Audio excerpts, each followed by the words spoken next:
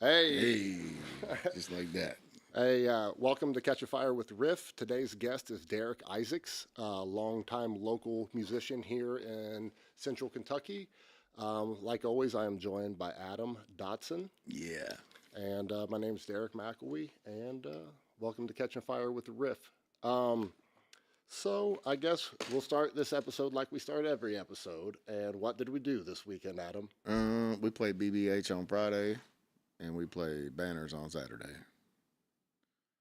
That's what we did, and we loaded a lot. Loaded and unloaded, and loaded and unloaded. Mm-hmm. Derek, what'd you do? I played, let's see, Friday night played the Richmond Center with Branchwater Ken, and then I played Saturday at the Midway Bourbon and Blues Festival with Elvis Cocktail, and then beelined it to Chenault Vineyards and opened up for Tommy Webb with Branchwater Ken. All right, was that at the Vine or the No, it was at the patio. all right. But I went from playing bluegrass or blues, like guitar overindulgent stuff, to bluegrass in 60 minutes. It was Fun? it was fun. It was just kind of getting your mind in a different gear. Yeah, definitely. Yeah. So we had a good turnout at Banners. It is summertime in Richmond, and BBH is still an awesome place. It was a little bit slow there with with college being out. So A lot of people were outside, too. yeah, I mean there were people there. It just you could tell that the college crowd wasn't there. So we did something that we haven't done, I don't think, since we started playing, and I don't think we played pretty much any dance music or No, very we just, little. we just rocked out. I mean, we might have played like Superstition or something, but like the dance music, we did not play. Yeah, we played some heavier stuff than we normally play. We played more originals than we normally play. It's always fun. Yeah, and we extended leads Is she, everywhere. yeah. Yeah. Is she not doing music outside? Oh, no, She is, but it was like we were loading on Saturday Friday. or Friday on the way over there from here. It sprinkled on us, and then like setting all that stuff up outside to try to dodge rain in Kentucky this time of year is not fun. So, Yeah. I think last time we played there, did we play outside? No, No. with the time. No, Have we played outside? Yeah, we played outside once this year, didn't we? did we? I don't know, man. Yeah, maybe we did. We might have been like the first ones to play. Yeah, that this yeah, year. we were, and then everybody always complains about they can't dance in gravel. Well, it was because we had like a warm patch yeah. there. Oh, early. it was beautiful out that Yeah. night. We had a good time. Yeah. So, but you do get gravel all over the place. So, all right. So we have a comment from Sarah, and she says, "Hello, everyone. Welcome, Derek. Glad to have you here with us." So, all right. And we are off this next weekend. Hmm. Mark has some sort of drummer thing that he's doing. Yes. I guess. AD, how you doing? I guess drummers get together and have like drum camp type deals. Yeah. Damn. Damn. I hope he's on here.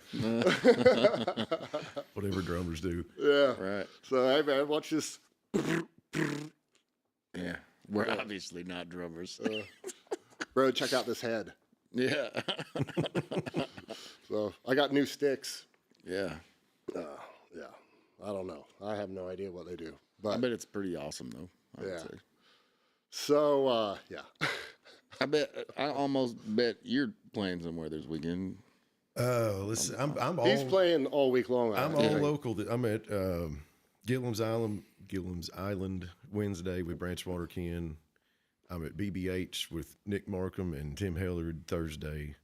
I'm at Madison Garden Friday with Branchwater Ken. I'm playing my uncle's 50th high school reunion Saturday. That's going to be Nice. fun.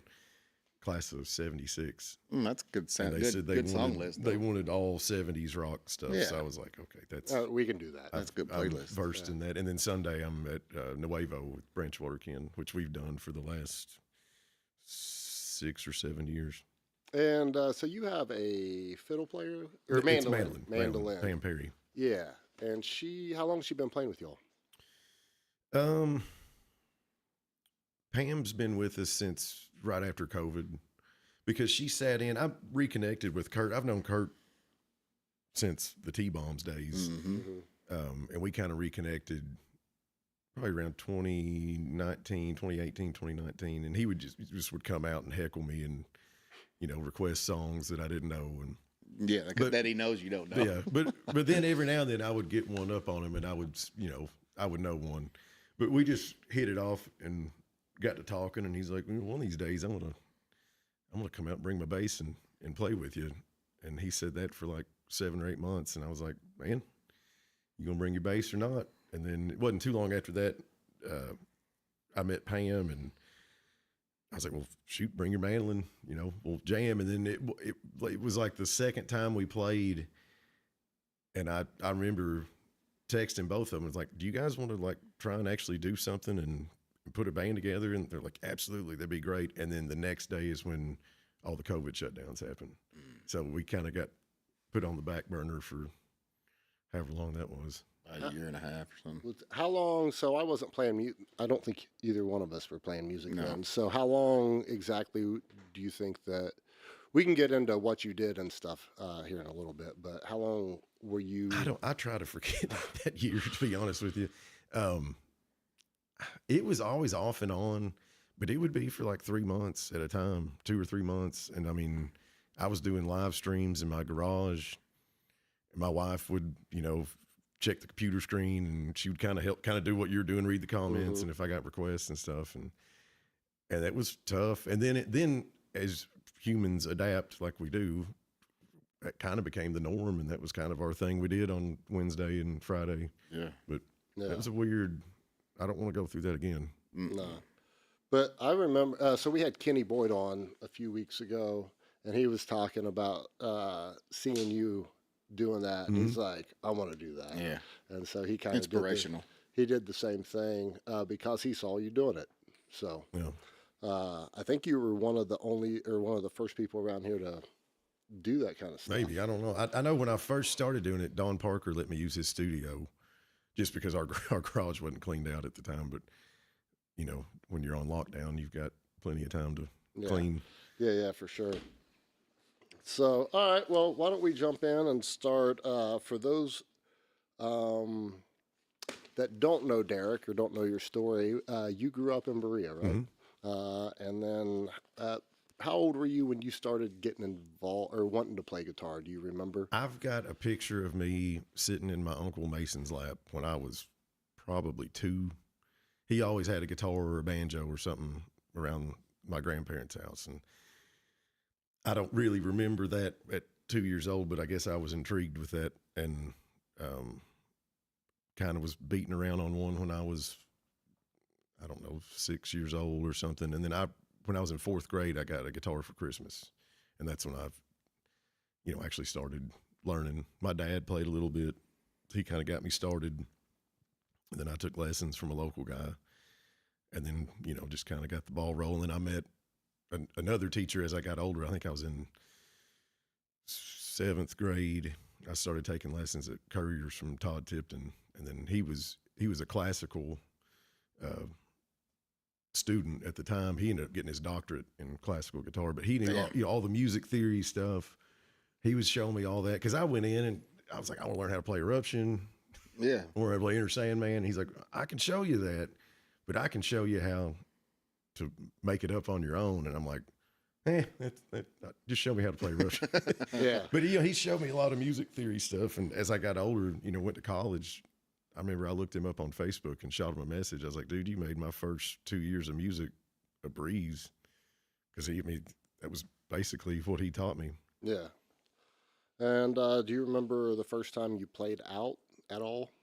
I remember the first time I sang was at church.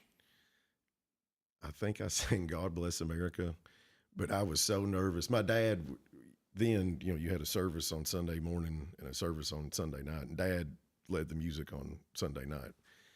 And I was so nervous that I stood behind the pulpit where you couldn't see me. I was probably 5, 6. I was young. That's the first time I sang, and I didn't sing in public after that for a long time. Yeah. So was singing something you always wanted to do, or did you just kind of adapt and start doing it?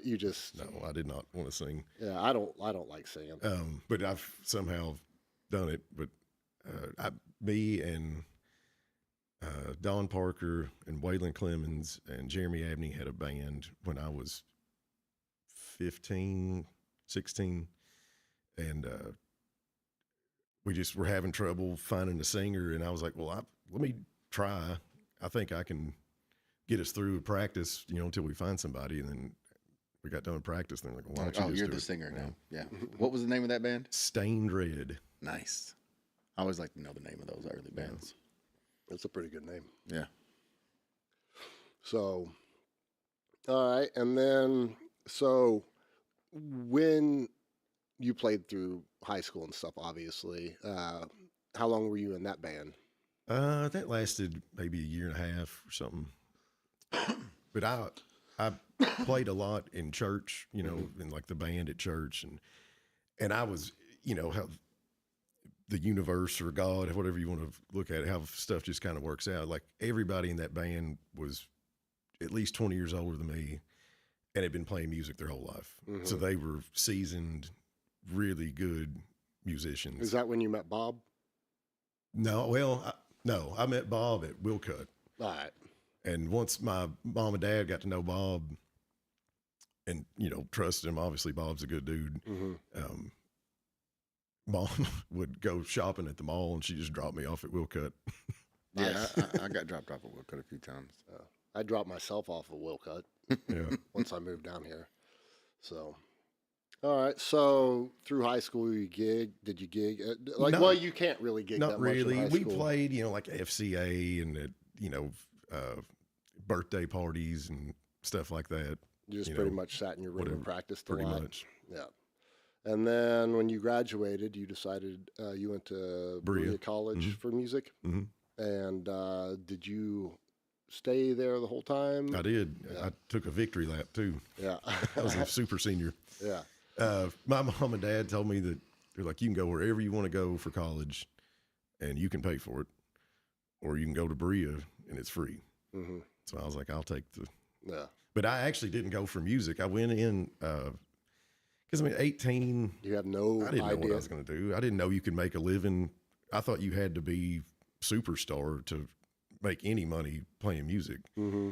And so I was like, well, I'll go in accounting. Like that's a good, solid career path. Mm-hmm. And immediately was on academic probation. Yeah. I mean, like right out of the gate. So I took 2 100 level music classes because I was like, I know I can make an A in these and at least get my GPA up so I don't flunk out of college.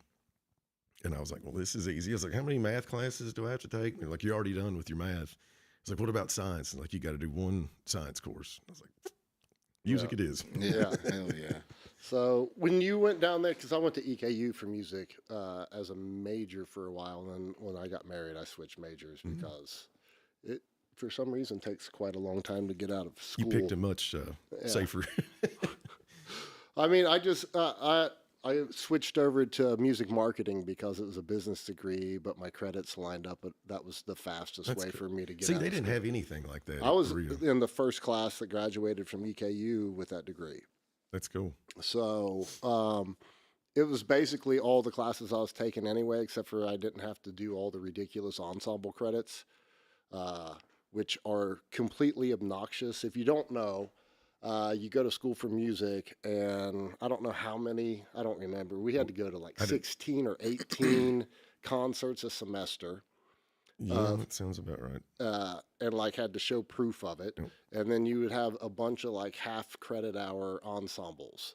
And like you have to go practice for all the material and then meet 2 or 3 times a week and practice with the group for your like one performance that you have when you guys have a concert or whatever. So the amount of time that you spend for half of a credit hour is ridiculous. Yeah.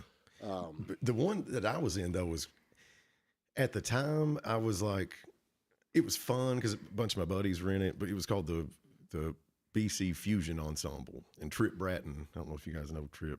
Mm-mm. He's incredible percussionist. I mean, in all the vibraphone to drums to everything. He was the teacher of that. And we were doing like Chick Corea songs and all this stuff I would love to do now. Yeah. But at the time I'm like, man, I got a gig in 45 minutes. Can we hurry up and get this? Yeah, so no, my ensemble, it was like guitar ensemble, or we would sit in for like it was just all classical. Like uh, we would, it was not. I didn't have a good time. It wasn't Yeah. fun. It pretty much took all the fun out of playing guitar by the time I switched major. But I got married, and like my priorities kind of changed a little bit As in it the does, process too. So I did pull a good one. I took classical guitar because I thought about majoring in guitar, and nothing against the teacher I had. He was great, but it was just, I was like, I'm not going to do, like, I'm not going to play recitals, that just didn't. So when I had to do the juries, I played off Blizzard of Oz. Remember D, the nylon string guitar song? yeah. I told them it was a 20th century composer named Randall Rhodes. Hell yeah. Randall Rhodes was a They beast. bought it enough. Yeah. Well, that's good. I think at that point they were just trying to get me out of there. Yeah. So that gets us up and through college. Did we go over? Yeah, you went over education. So after college, you were, when you got out, how old were you? 22. Well, you did better than me. Trying to think, 06. Yeah, I was 22. So from there, you did you go to Nashville then, or did you just gig around I here for waited a a bit? year.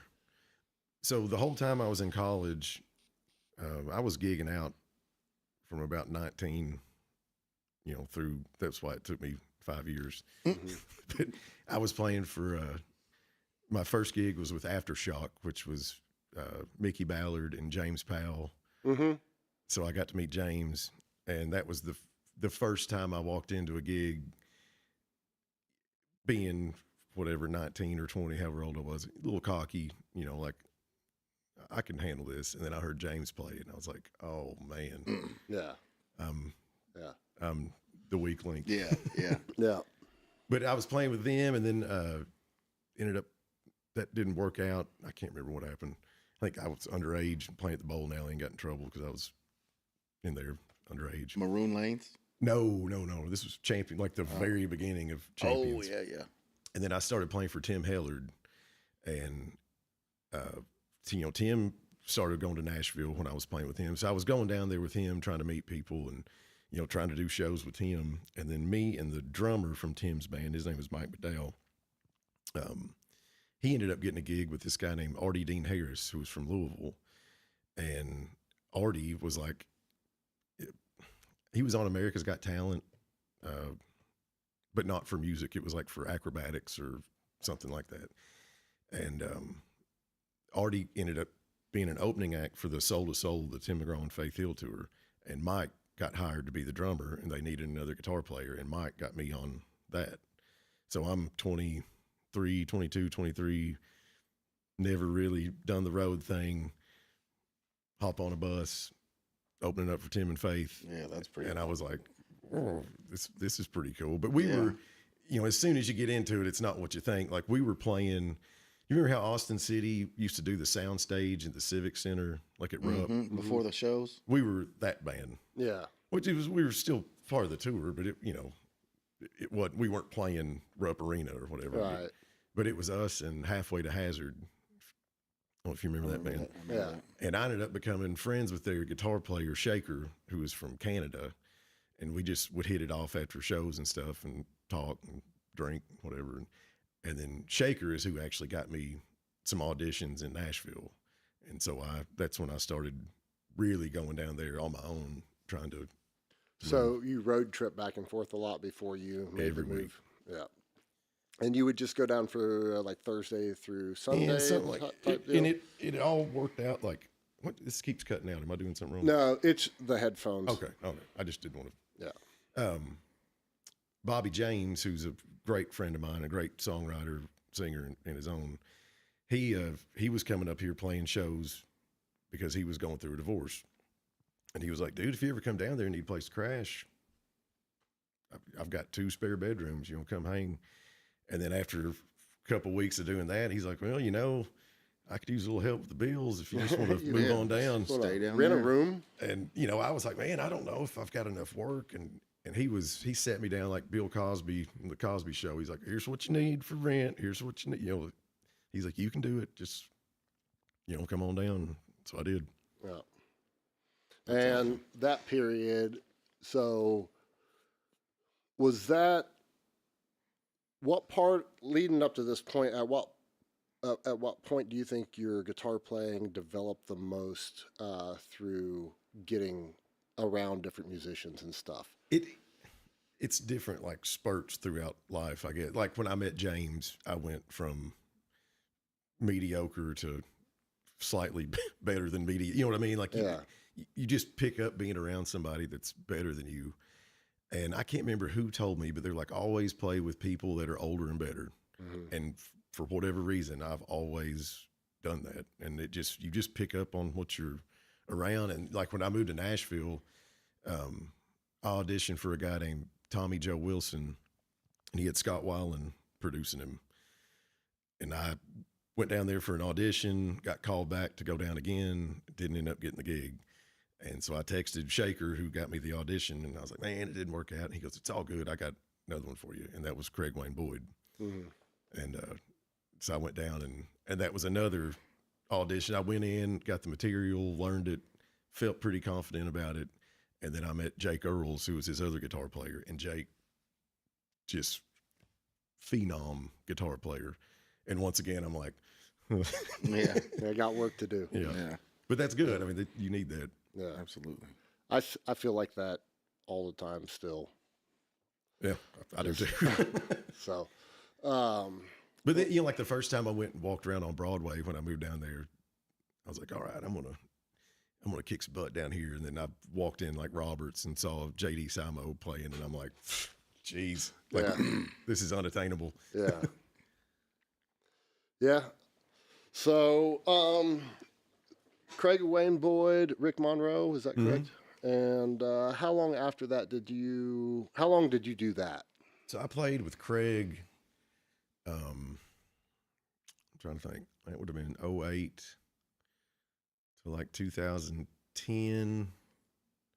And then we had a gig in Key West that we did like every 6 weeks, and I ended up staying down there and doing just acoustic stuff. And that's kind of when me playing acoustic shows kind of started. And so I kind of parted ways with Craig, and then me and him ended up reconnecting again later on when he was on The Voice, and I was playing for him while he was filming the show. And then, he ended up winning, and I was in Tantric then, so it didn't work out that I could keep doing it. So that all kind of led up to the opportunity to get the Tantric gig, or it was the bass player. Yeah, Scott Wilson is who got me in that. So, so I ended up staying in Key West for a while, and that's when I met Rick Monroe, and I ended up moving from Nashville back to Kentucky, but I was in Key West all the time. I did that for like 2 years, and I was like, I'm seeing every Nashville band come through here. I don't really need to pay to live in Nashville when I'm, doing this. And I met Rick, and I toured with Rick for a while. And Chad Bradford, he's a guy from Muscle Shoals. I toured with him for a while, and ended up back here. But so I come back to Kentucky, kind of quit doing the road thing for a while. I met the woman who's now my wife, kind of got settled down, and was just doing a house gig at a bar. And I was playing at Austin City one night, and Allie Ann was playing after us, which was like a girl duo, and Scott Wilson was playing bass for them. And I knew Scott because I worked for his mom and dad at a grocery store when I was 14. So we would just talk on breaks and stuff. And he was like, man, he said, I've not told anybody, but I'm going to go audition for Tantric this weekend. I was like, oh, cool.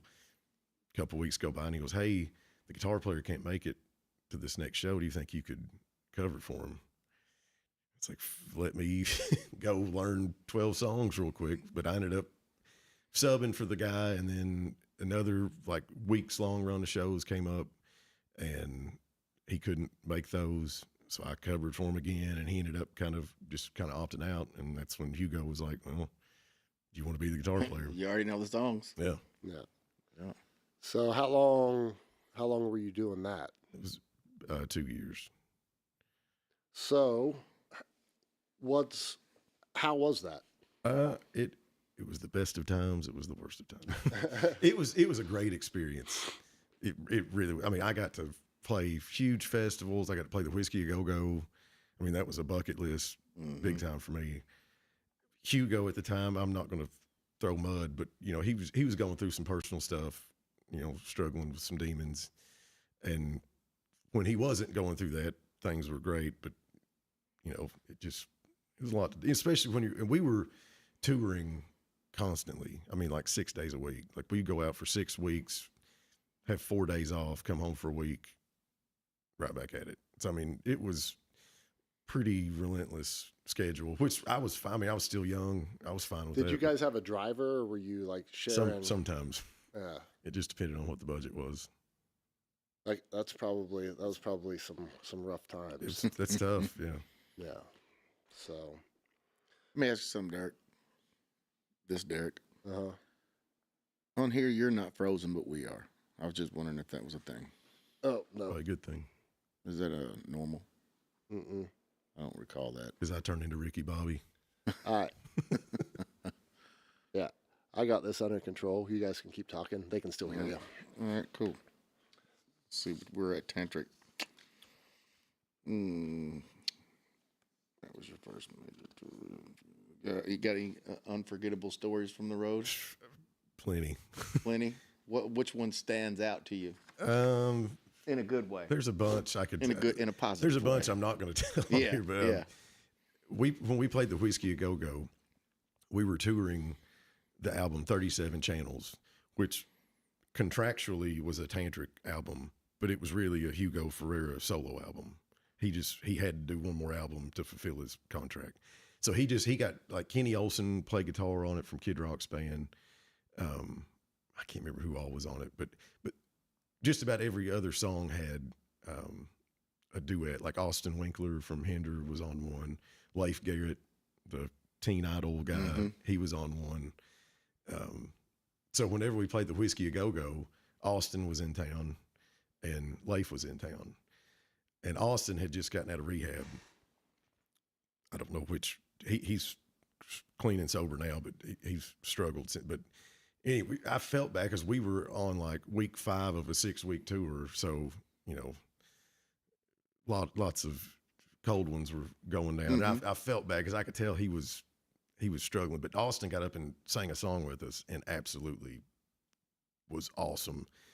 And then Leif Garrett got up. And Leif I never had met him. I knew who he was, but super cool dude. And should have an ego the size of this room, but he's just normal. Like he was super cool. And he's like, man, I don't want to do the song on the album. He's like, we're at Whiskey A Go Go. He's like, let's do some Doors. And I'm like, all right, let's do Roadhouse Blues. I'm like, all right, cool. So it's like next to last song of the night, playing the Whiskey A Go Go on a Saturday night, headliner, like taking it all in. This is awesome. And Leif's up there doing his Jim Morrison thing, and he's hugging the microphone, and we play through a couple bars, and he leans over and goes, what's the first words? That one stood out pretty good.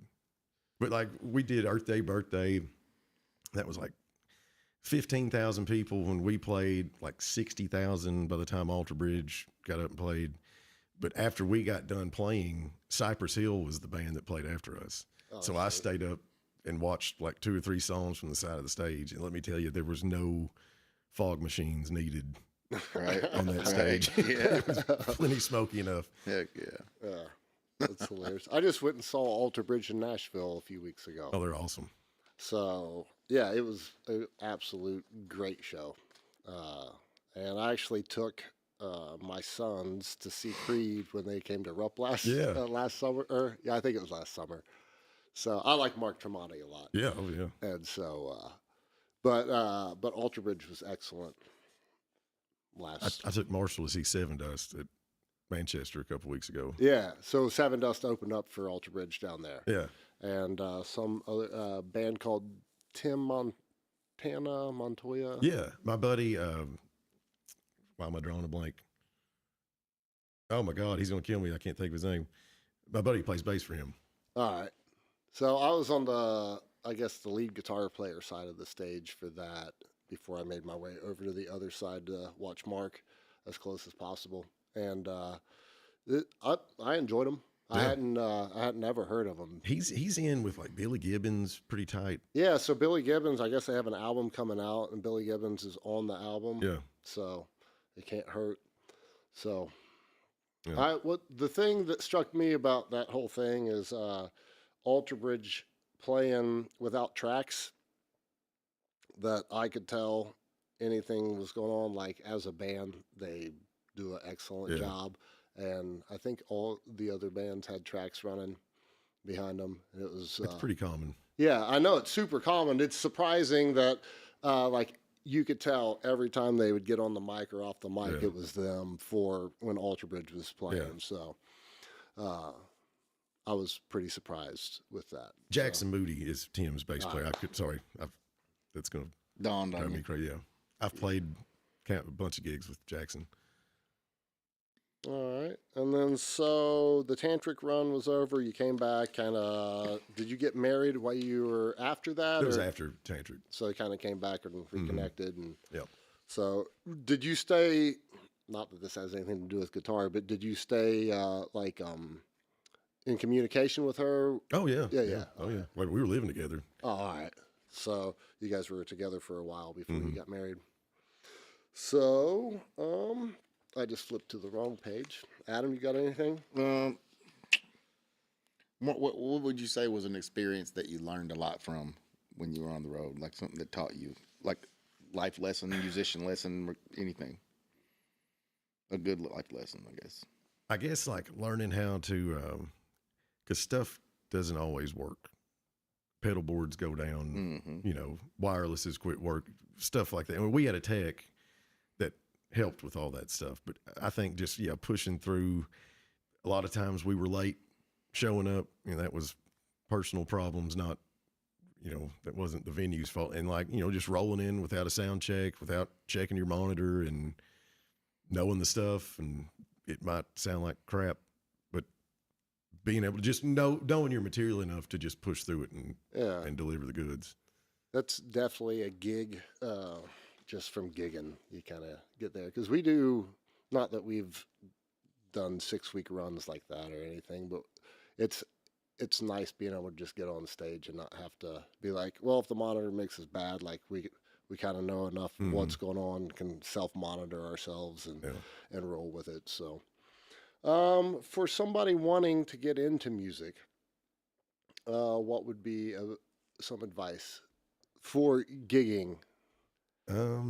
Performing artist. Always be prepared. I think the best advice I could give anybody, I mean, if you got some talent, just be cool. Like, don't have an ego. Don't air your dirty laundry on social media.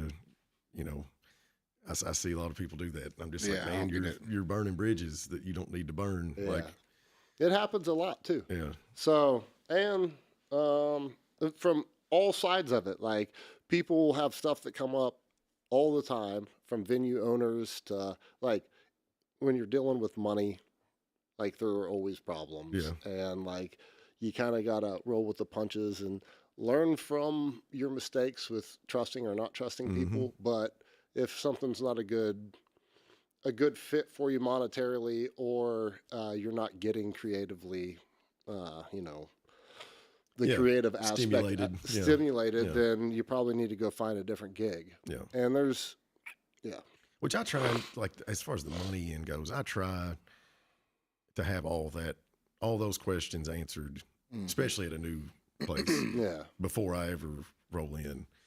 And, and then if there is a question or conflict, I can pull up, a conversation and be like, well, this is what we agreed on. Right. But I mean, that's, know your material, like, show up, do a good job, don't be blaringly loud, like, know your audience and what you're there for, and like, don't show up wasted or high, like, just go treat it like a job, and people will call you back. Professionalism. Yeah. right. I one of my things is when you're younger, you tend to have a lot of band practices, Mm-hmm. and when you get older, you tend to not have any band practices. And so, if you are coming up and doing stuff, don't waste your band practices by being overly intoxicated the entire time Yeah. that you have them. Like Later on, you won't have You that don't time. remember what you rehearsed. Yeah. yeah. So like that was when I was young in my teens. We tended to drink. Yeah. We've all been there. Yeah, during the early year band practices, and they were always kind of a party / band practice, and that's probably the thing that I wish I could change. I didn't really drink that much when I gigged because I was always like driving, Right. so and hauling gear and stuff. But we have we have Karen Fuller Young is in the chat and says, "See you all the time at Vallarta Yeah. No, on Thursday nights on the patio." I haven't. Well, that's the one in Berea. Yeah. Yeah. Yeah. Yeah. Karen, I don't know if you know Karen, but she works for me. Okay. You know if you're Yeah. seeing Yeah. her, but Yeah. Yeah. Well, she comes out there. I've seen her. Yeah. Yeah. And then, hey, Renee. Hey, John Grimes. So we have a Hometown. question. Seriously, when was your last band practice? Renee, we had a band practice last weekend. was it? Yep. Last Yeah, we Sunday, did. I think. Not this past weekend. The weekend before that. Which was, I think, the first band practice we'd had in several months. Yes. So we started working up two more originals. Mm-hmm. So how many originals do y'all do in a night? Between 6 and 8. That's awesome. Right? Yeah. We've been mixing them in pretty tough. Depending now, sometimes the dance music hits, and that's the only time and you just gotta do anybody's it. came Yeah. up. Yeah. We kind of roll with it. Yeah, it really depends on if we're playing a 4-hour gig or not. Mhm. But I kind of have a thing like, we're gonna play the original music when as much as we can because we haven't recorded it yet, and so we kind of need to get all those reps underneath our belt. And then there's really no reason. It's not like somebody's not going to book us again because we play a couple original songs. And I think that's more accepted now than it was maybe 15 or 20 years ago. Mm-hmm. Yeah, well, I think like we have a lot of people, like owners and people around that, like especially like Rayla wants people to play originals from BBH, but other places like there's so many places that we play that I don't see the person that does the booking. Mm-hmm. That they're not there at that time. Like all they know is like when you talk to them about or like we need to get together and talk, and then they bring numbers with them, be like, hey, when you guys play our sales are XX or whatever, it looks good, so this is what we're going to do. Like that's in a lot of places.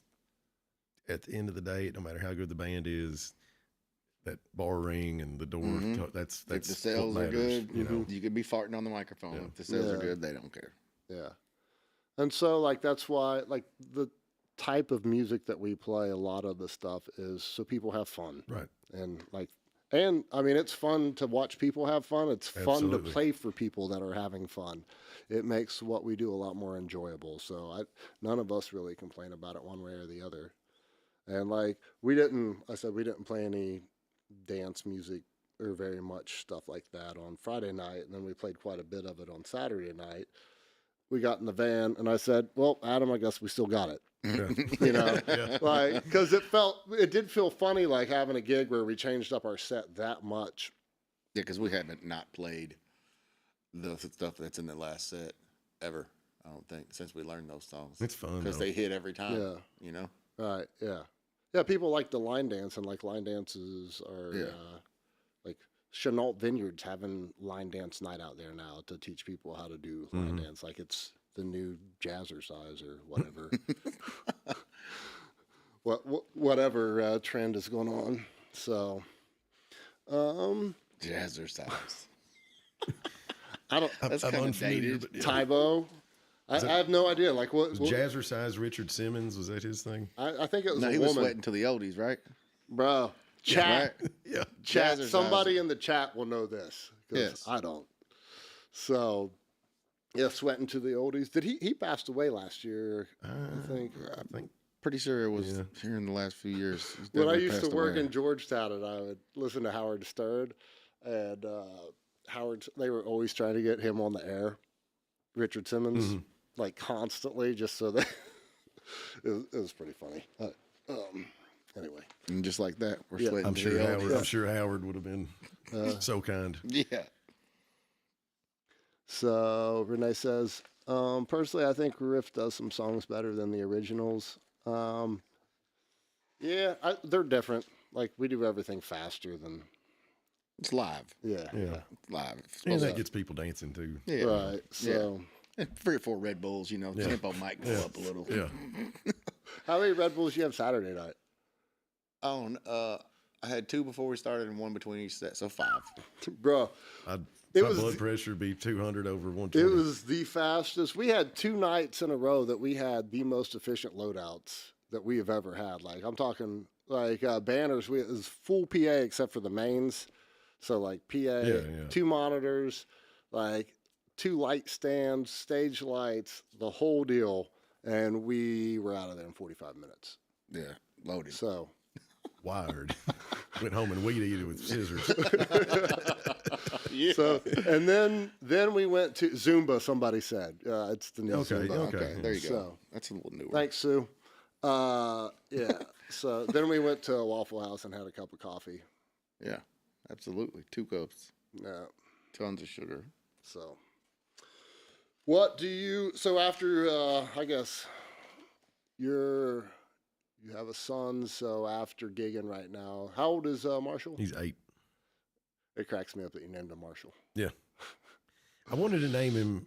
Me and my dad have the same middle name, Lane. And, you know, when me and my wife were talking about names, I was like, I want to name him Dwayne after Dwayne Allman.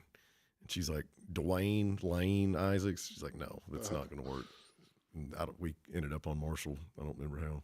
My next to youngest son, his name is John Wayne McElwee, because my real dad's name was John, and then he died when I was 1.5, and I got a stepdad when I was 3, and his middle name was Wayne. John Wayne. So Yeah. That's cool. Nice. yeah, and it has. I thought that was about as clever as I've ever been. Yeah, I got a cousin. It's Jesse James Dodson. Yeah. Dodson. Yeah, Dodson. just like that. So I got a question for the chat real quick. My nephew, actually. If you guys would put your all-time favorite 4th of July songs in there, we are learning a couple for 4th of July season. whatever we're doing around the 4th of July, which is We're doing 2 things around the 4th of July. July 3rd. We're opening up for Phil Vassar. Phil Vassar at Hey, the I am Vine. too. Yeah. You said you are too? With McKinley. Yeah, that's why I Oh, asked you yeah, if you yeah. was doing that Vine Yeah. with her. Yeah. All right. Well, Nice. I thought you was talking about Bourbon Jam. I'm doing that with her too. Yeah. yeah. Yeah. All right. Well, look at that. We'll There be you go. there. We're gigging. Just like that. We'll I'll be wear there. my red, white, and blue overalls. Yeah. Nice. So, and then on the 4th, we're playing at Proud Mary Is that the rock between the bridges? That'd be fun. Yeah. with, Yeah, it's a good time. so it's a charity event for Honor Flight Bluegrass. And so all the proceeds, you froze up again? Yeah, just so you know. Got a new camera set up Freezing. here, and for some reason, I don't think it's the camera so much as the converter for it, but not that anybody cares about that. There you go. Here, moving. You're back on. Nice. What was I talking about? We were Honor talking Flight, about Rock Between the Bridges. Honor Flight. Oh yeah, the proceeds for that all go to Honor Flight Kentucky, which take war veterans to DC, right? the memorial. Is that where the wall? Are they going to the wall? Is that what it is? You're asking me all the wrong questions All right now. Sorry.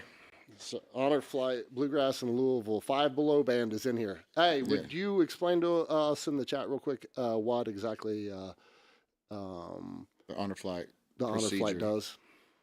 I'm guessing that's Sean. So if you would let us know. Also at Rock Between the Bridges is 4 on the Floor, Crazy Shania Train, Sheldon Road, The Strangers, Rhythm Phoenix, and 5 Below Band. Yeah.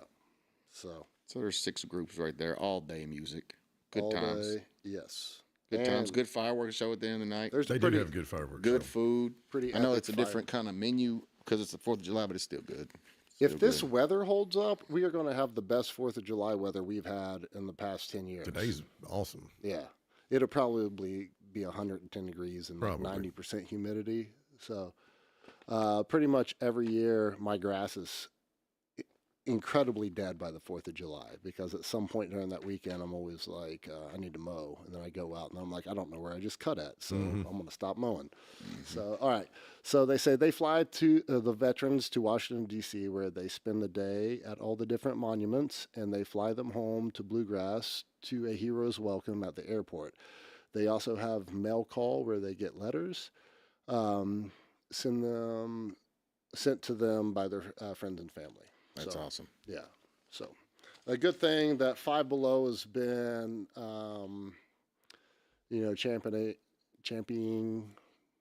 championing for several years. I don't know how long that they've been doing it, but you could let me know that too, Sean. Yeah, And just come on, Sean. Just come on the show. so I think, actually, if they have time, we are going to do a show on Saturday or Sunday. This week, Yeah, this weekend. If to talk about. are they it. in town? Yeah, I just talked to them the other day. Oh, bet. So if we could get a half hour or something other Ooh, time. emergency pod. I've known Sean for like 30 years. Yeah, He used to work with my mom and dad. Oh yeah. yeah. All right.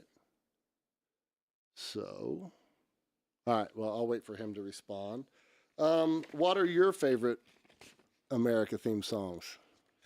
The Team America. No. Hell yeah. I mean, courtesy the Red, White, and Blue. I always like that one. We actually just played that for the first time this past. Uh-oh. That's not contagious, is it? You need Mike Agra.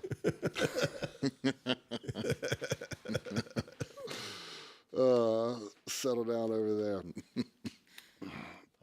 there. Mike Alice. I'll wait for that. Mike I'll wait- Alice. you know how not very often that happens to have that joke in the bag. Yeah. You know? I'm just waiting to fire it, just anytime.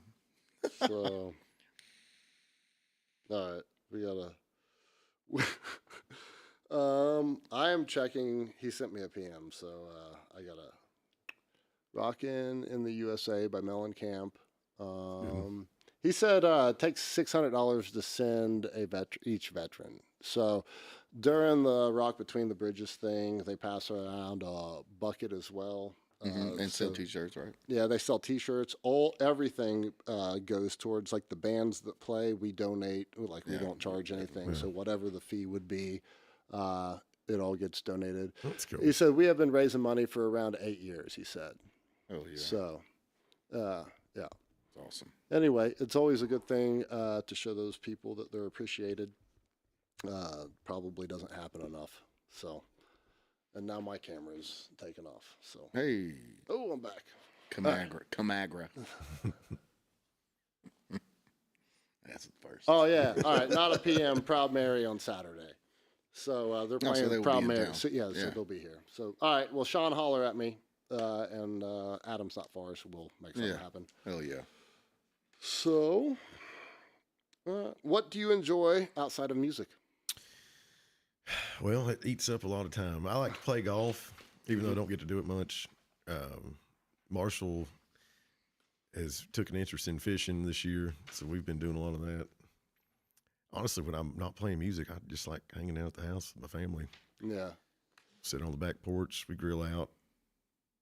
You know, Yep. Dad. pretty. Same way. yeah. Same way. I'm the same Dad way. stuff. Yeah, I mean, cut the grass. Yeah, Yeah. Mow the yard, Do the hang out with the dishes. kids. Yeah. Adam has a whole Sunday fun day with the Yeah.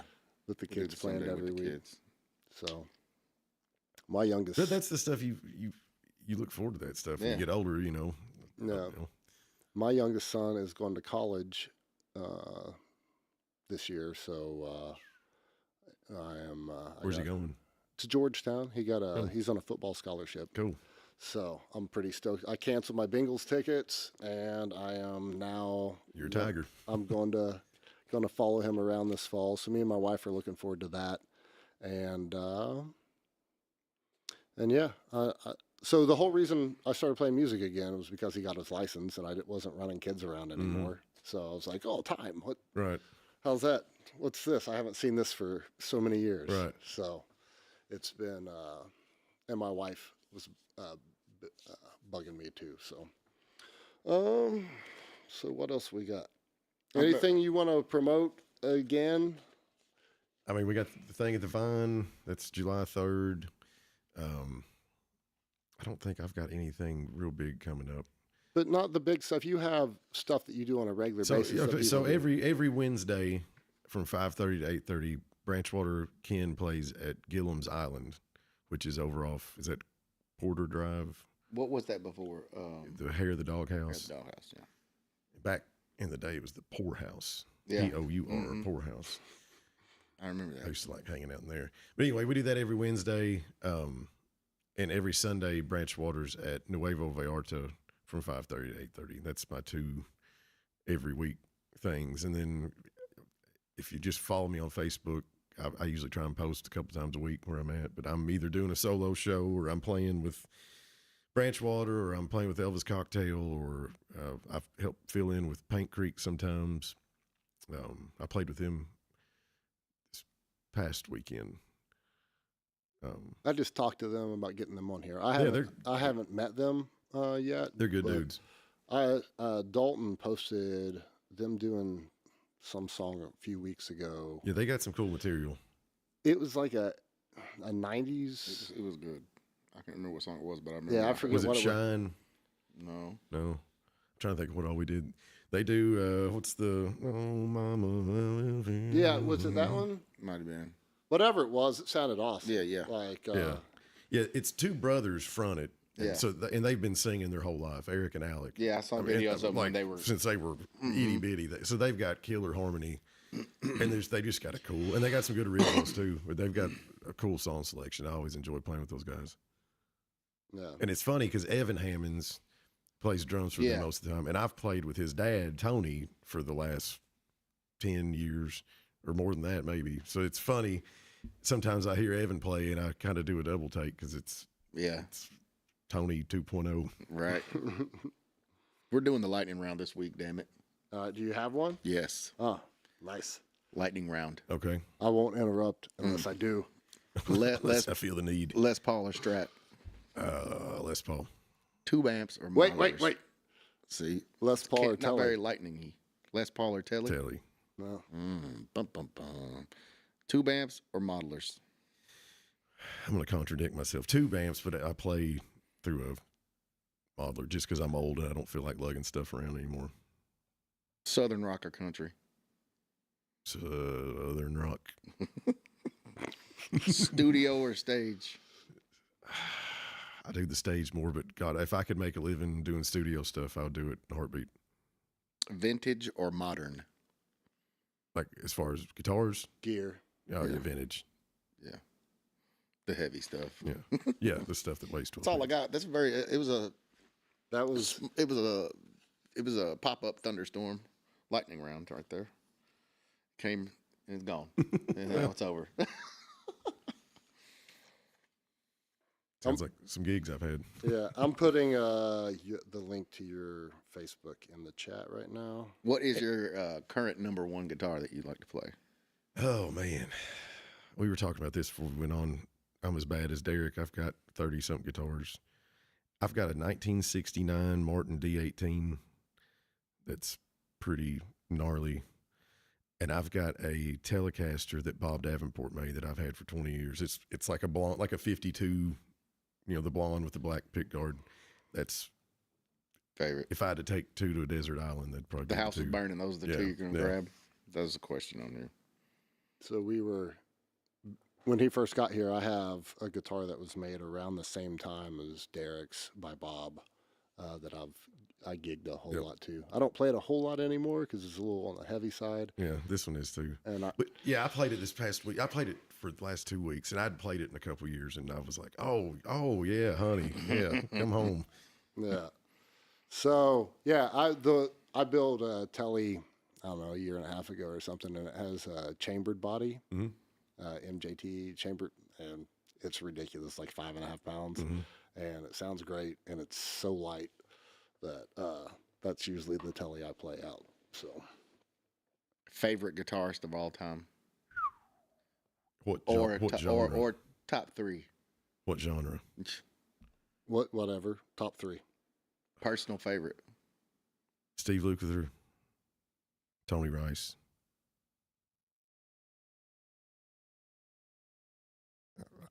Eddie Van Halen. Tony Rice. Most underrated guitarist, in your opinion?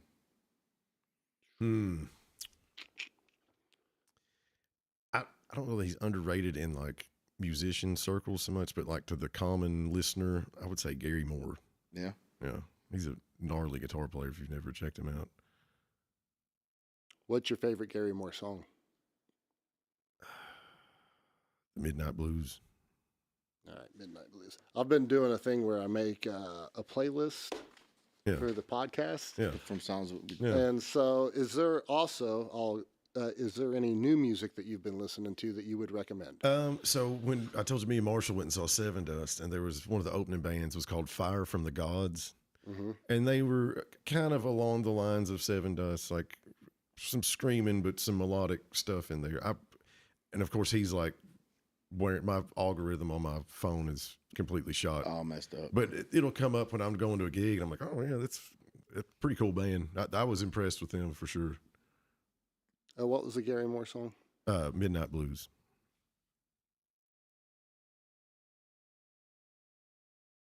And for anybody that doesn't know, you can go watch Metallica play, and Kirk Hammett plays Greenie, the Les Paul that Gary Moore played for a lot of his career, and that Kirk Hammett decided to scratch That his was Peter Green's. yeah, guitar Peter before Green's that. first, Yeah. and that Kirk Hammett decided to scratch his initials in the back of. So, yeah, yeah.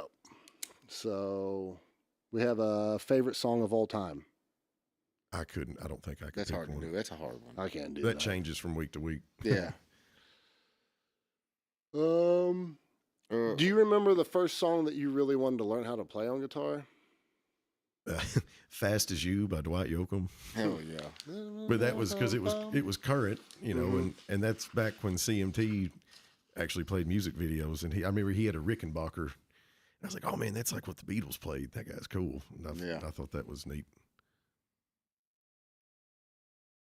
But I think the first song I ever learned was Wild Thing. Nice. Yeah. I definitely jammed Wild Thing when I first started playing. I'd play it right now. Put it on the list. We had when we were trying out bass players, we had a guy come, and we played the best version of Mustang Sally Ever. The dude was like He was like a Mustang Sally savant. Yeah, he was definitely a Mustang Sallyologist. Like, it was the best version of and I'd never even played it before. Yeah. And like we ran through it, and we're like, That's one of those songs that I've played.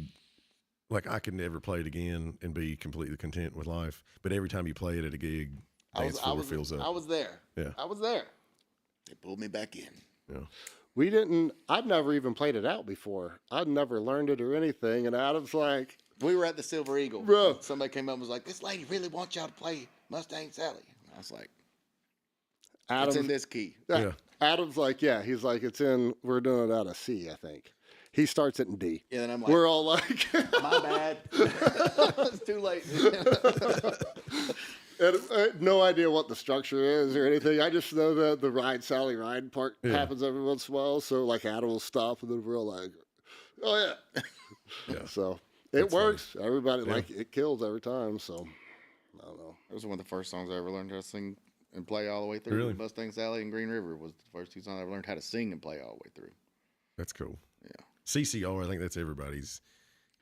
My dad got me is it called the Chronicle? It was like Yeah, the greatest hits. yeah. That was like on repeat for 6 months, learning all them songs. We're like, we were coming home from a gig trying to name all the CCR songs we should do. And they were like, we should just That whole album. be like whole set. like I would be content in life doing a CCR cover gig, I think. Like tribute band. Yeah. Like I could do it very easily, but I don't Some of that stuff's not easy to sing. No. He's singing. he's full gas, man. He is. And we were doing a Chris Cornell song the same time we were learning. I'm like, yeah, it's coming from the same part of my throat. Seeger's like that too. Yeah, Seeger's like that Deceivingly sometimes. high, yeah, Yeah. because Yeah. they've got kind of a deeper. Seeger's got a real deep sounding They voice. have- but they when have- he's always singing in through the. a weird, some key that's Yeah. ridiculous. They have you know? they have like subharmonic distortion happening underneath of the actual Yeah. pitch that's going on. So Yeah, it's called Marlboro Reds. yeah. Yeah. Yes, it is. So yeah, the CCR stuff can get high. I played along with Fortunate Son this week, and I was like, that's decently up there. Oh yeah. So all right, Fortunate well, Son's a good one. That's a good 4th of July song. I know. Yeah. That's why I just worked is. it up, and that's why I called earlier. Oh, that's why he was calling me. You couldn't remember. I was like, you better listen to Fortunate Son because Oh. I'm gonna put it on the set list this Bet. weekend. I already know it. So Right. And other band members learn. If you're listening, do your homework. just tell Keith, learn it. Mark already knows it. Mark You knows was talking everything. about band practice a while ago. It made me think like Branchwater Ken.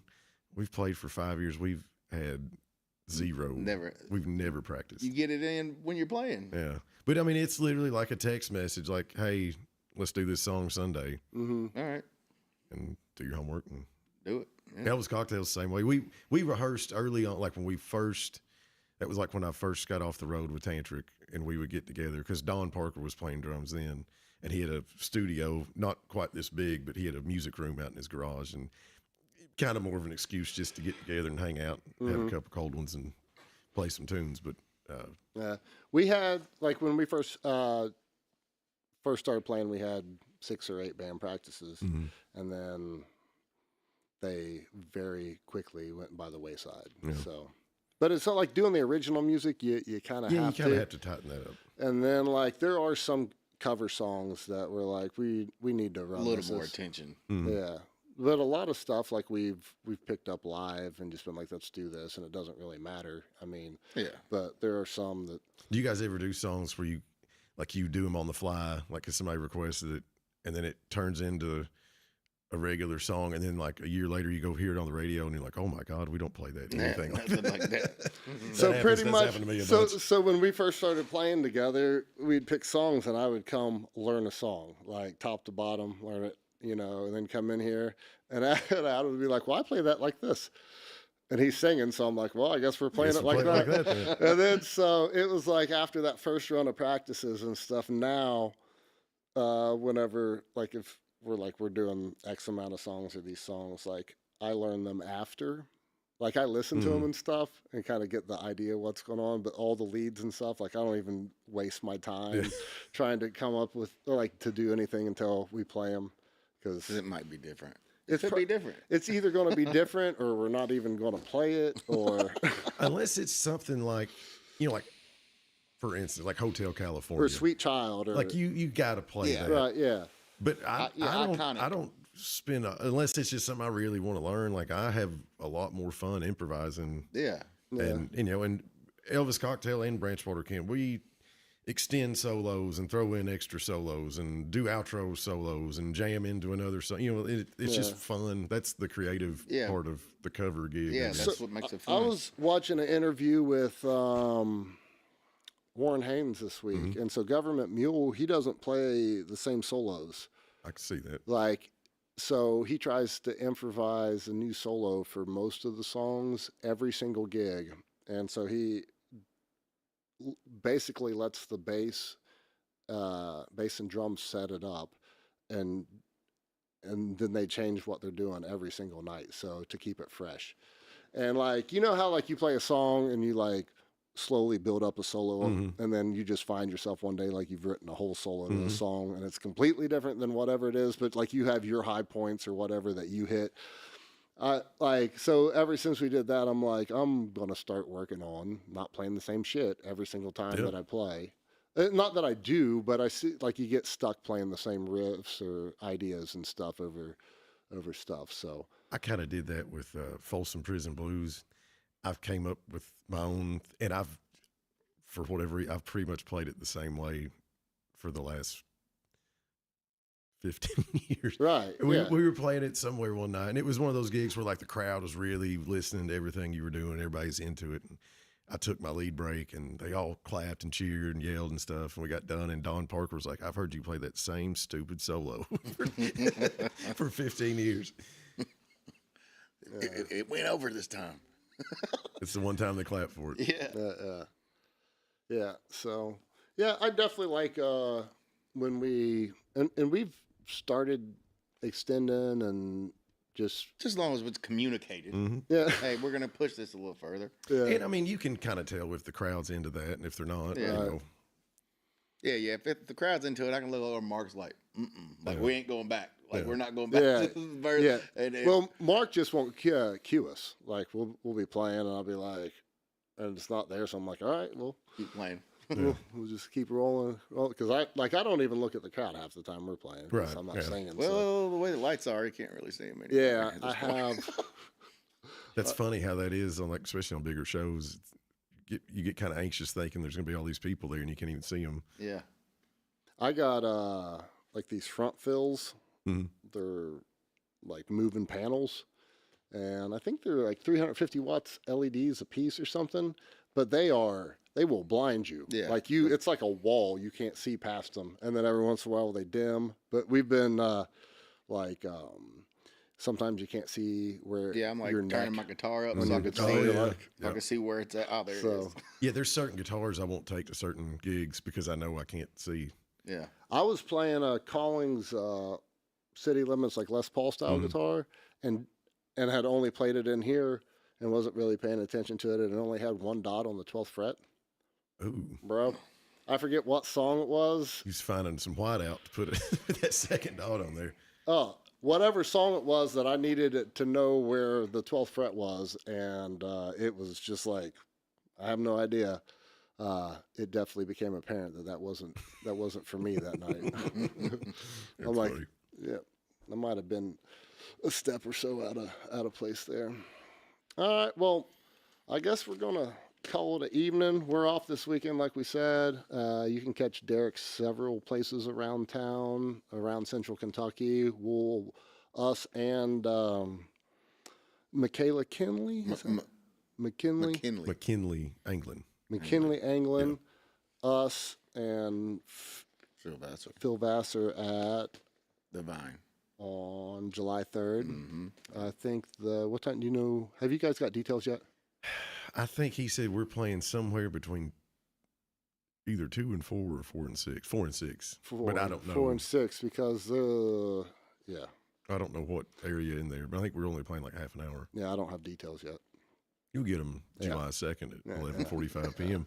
Awesome. My wife has been every day, every other day, being like, "What's where's the ticket?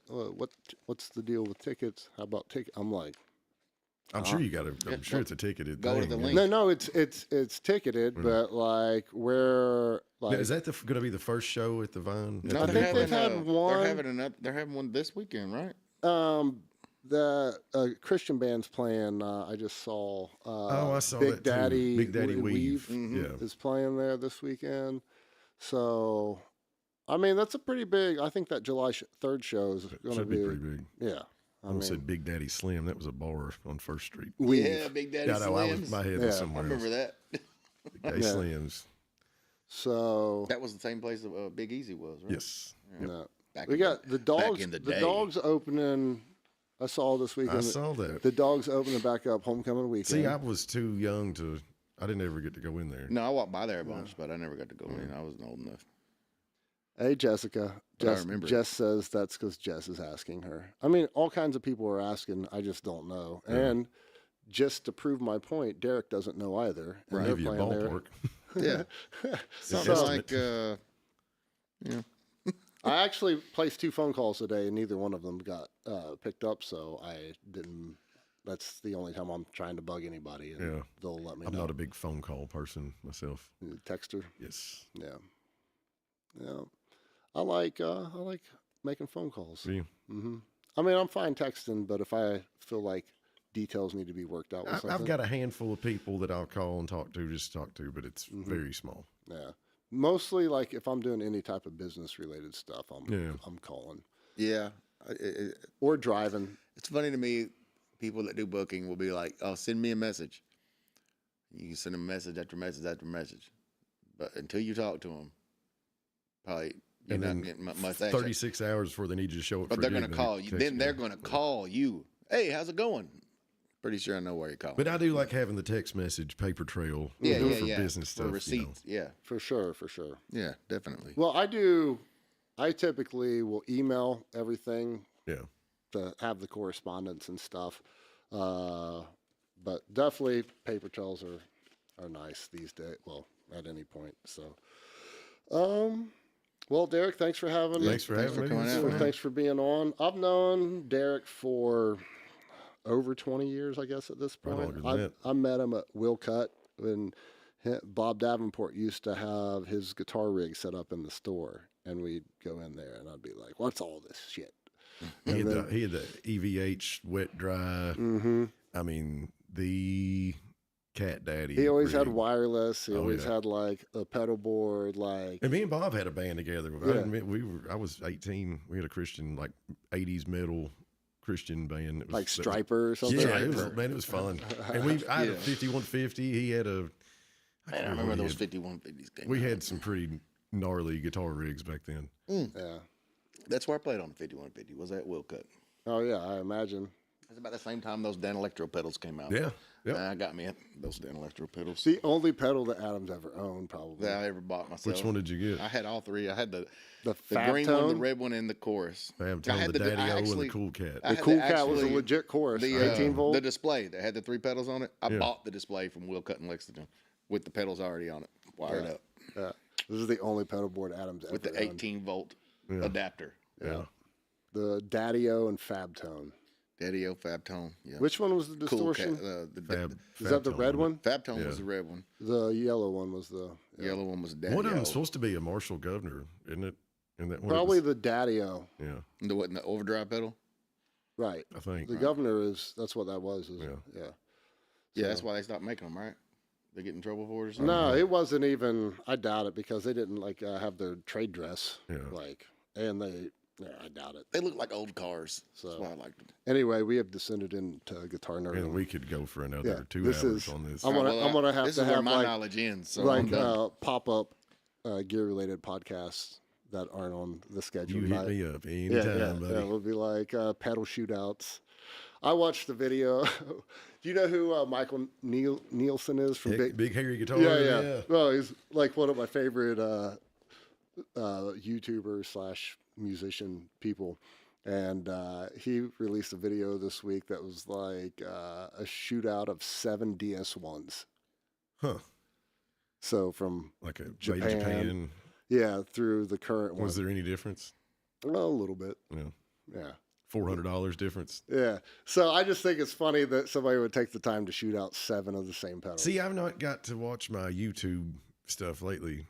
Usually I'll put those on, like, because, I take Marshall to school. My wife's a teacher. She goes off to school. So I've got the day to do laundry and dishes and all the home chores or mow or whatever. And I'll just put one of those on, put headphones in, and I'll listen to that stuff all day long. So that's what, like when I mow, like I'm either listening to a book or on tape or podcasts like that.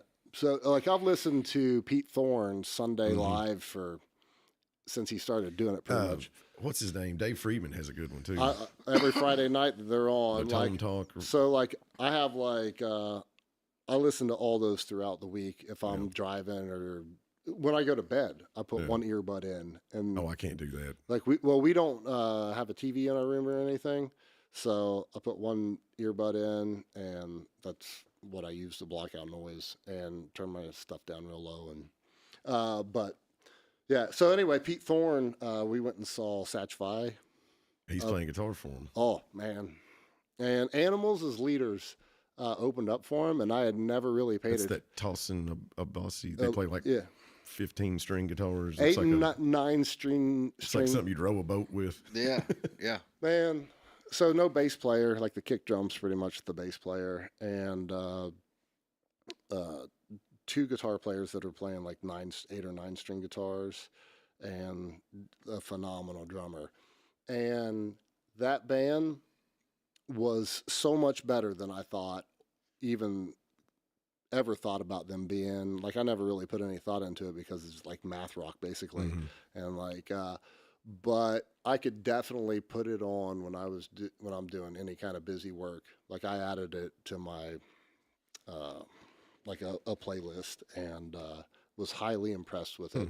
The variety of stuff that they do. I mean, they get heavy, but it's all like it's a bunch of arpeggios basically, tapping and stuff like that. I'll But check them out. I never have listened to yeah, them. I mean, if like just seeing them live, I was pretty much blown away at how good it was, and like just never had thought about it before. And they looked like they really enjoyed what they were doing.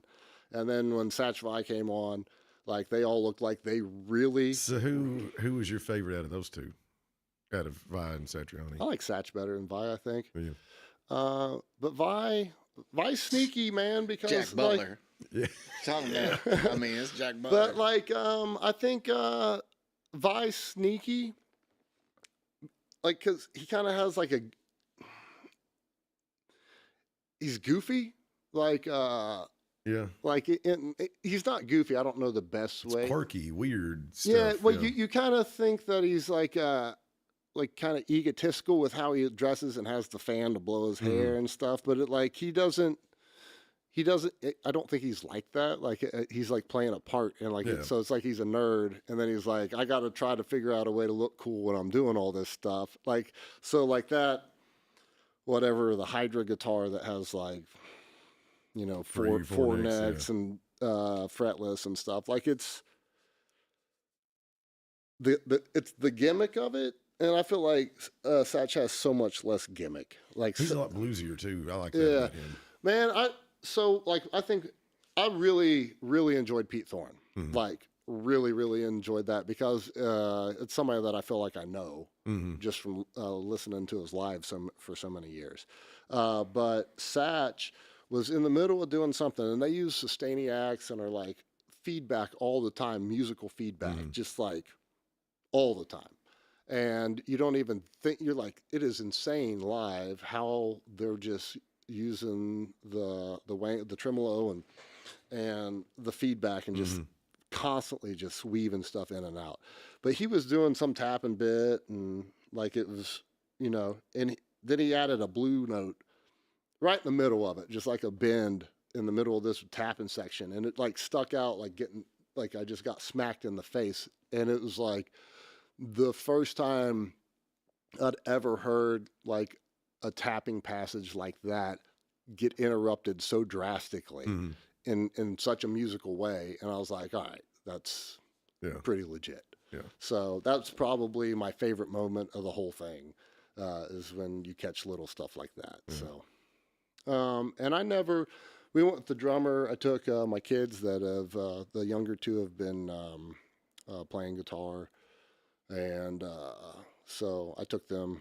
I thought maybe it might be like Rudy or Pistol Pete or something. Right. And so and they had a good time and stuff. But like, what are we doing? And one of them was wanting to know if his girlfriend or his fiance could go. And I'm like, bro, she's not going to enjoy this. This is like, you might not even enjoy it. yeah, right. So But see, like Marshall's, he's like, Dad, I saw, like 7. I saw the flyer. I was like, do you want to go? Yes, Dad, I want to go see. He's all about music. He's starting to play some. That's awesome. He's plays better than I did when I was 8. I mean, yeah. he blows my mind. And he'll, like on Sundays, he'll show up and he'll bring his guitar. Well, one of my guitars, but he'll bring his guitar and hook it up. And he'll play on our breaks. He'll play Sweet Home Alabama and Smoke on the Water and Cat Scratch Fever. And he ends up, he'll make some tip money too. So he's That's done awesome. pretty good. Yeah. Yeah. Hell yeah. All right. Well, anyway, thanks for being on. You all go out and catch Derek and one of the projects that he's in. It's always good music. He will not disappoint you. And we'll see you July 3rd, I reckon. Sounds like we're doing some sort of pop-up on Saturday.